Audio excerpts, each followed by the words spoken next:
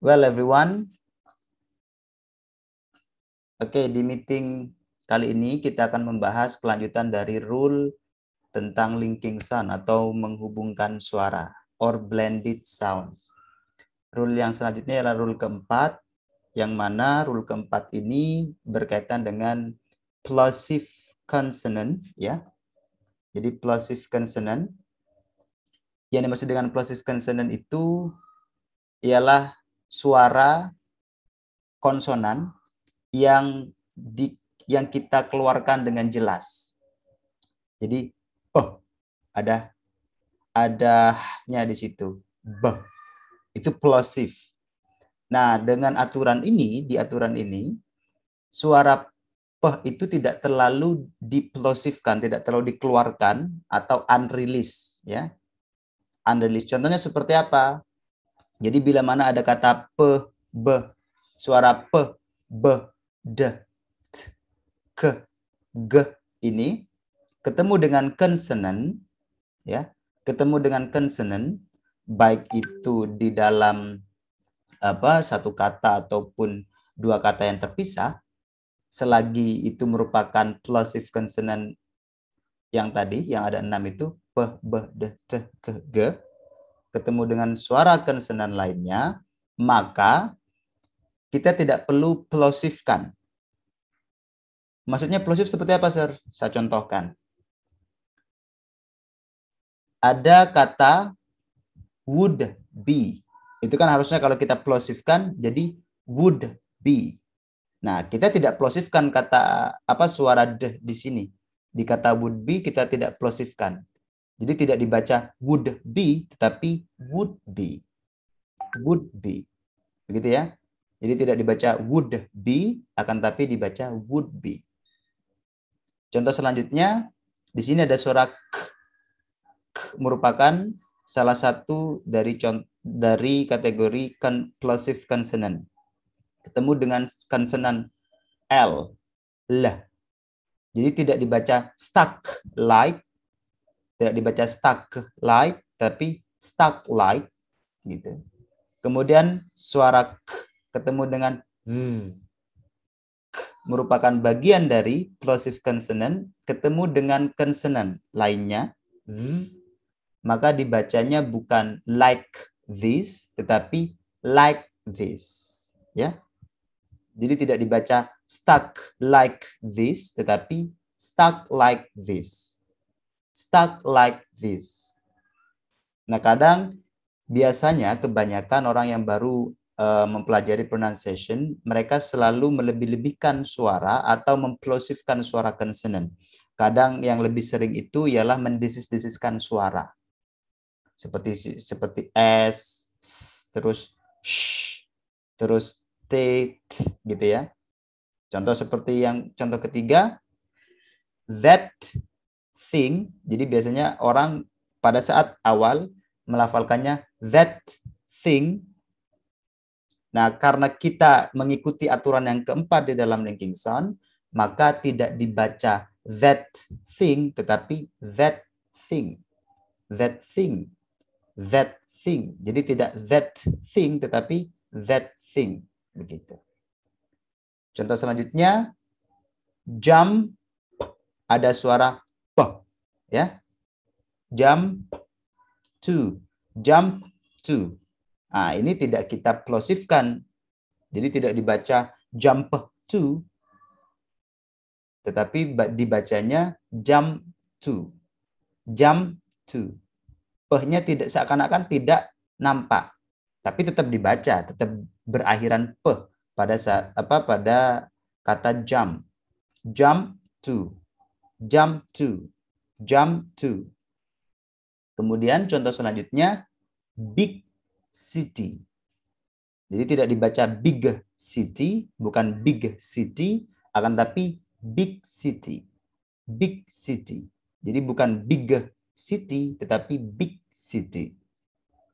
Kemudian yang terakhir, contoh yang terakhir, bukan dibaca rub him, tetapi rub him. Rub him. Rub him. Nah, begitu. Oke, kita lanjut ke contoh dalam bentuk kalimat atau dalam bentuk kata lainnya yang lebih kompleks. Well, di sini ada kata it would be a good day. A good day. It would be a good day. Nah, kalau kita terapkan aturan yang keempat dalam Dickinson, the merupakan salah satu plosive consonant ketemu dengan b, yang mana itu merupakan suara consonant, maka suara d-nya tidak perlu kita plosifkan. Jadi tidak perlu dirilis, sehingga di-unrelease. Jadi unrelease ini kan warnanya orange. Simbol ini juga orange, berarti simbol yang orange inilah yang tidak perlu dirilis plosifnya. Jadi dibacanya bukan it would be, akan tapi it would be. It would be a good day. It would be a good day. Jadi di sini aturan yang ketiga kemarin, ya, aturan yang ketiga kemarin, same, ya, same apa? Same sound. Jadi same or similar, ya, same or similar sound. Jadi kan ada dua suara d, maka kita cukup hilangkan salah satunya. We drop one sounds of d, bisa suara yang d yang di sini maupun yang di sini, akan tapi bacanya sedikit lebih panjang. Nah, karena kita drop dan ternyata setelah di drop itu merupakan d ini masuk dalam kategori flap D, ya, sehingga bacanya tidak good day tapi good day. Good day. It would be a good day. It would be a good day. Masih ingat yang flap, ya? Yang flap itu kita wave-kan suaranya, kita gelombangkan. Jadi seakan-akan ada suara nadanya itu berombak begitu, ya. Jadi naik kemudian landai. Good day. It would be a good day. Seperti itu. Itu contoh yang pertama. Contoh yang kedua ada kata jump. Jump. Jump to that. Jadi jump to that house. Jump to that house so fast. Saya ulangi. Jump to that house so fast. Nah, kita coba terapkan rule yang keempat untuk kata ini. Yang pertama, pertemuan antara suara p yang bertemu dengan suara t yang merupakan consonant, di mana p itu yaitu tadi masuk ke dalam kategori plosive consonant. Kemudian t di sini ialah suara consonant. Jadi suara p ketemu dengan suara t sehingga tidak diplosif. Jadi plosifnya tidak dirilis atau unrelease. Jadi tidak dibaca jump to tapi jump to. Kemudian yang kedua contoh rule-nya yang kita terapkan di sini ada kata t yang merupakan consonant, bagian dari plosive consonant, bertemu dengan sound h, ya, sound h yang merupakan consonant. Kita terapkan aturan yang keempat, rule yang keempat. Jadi dibacanya that house. That house.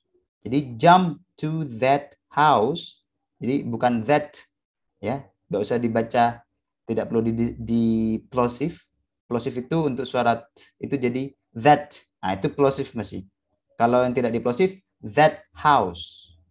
That house.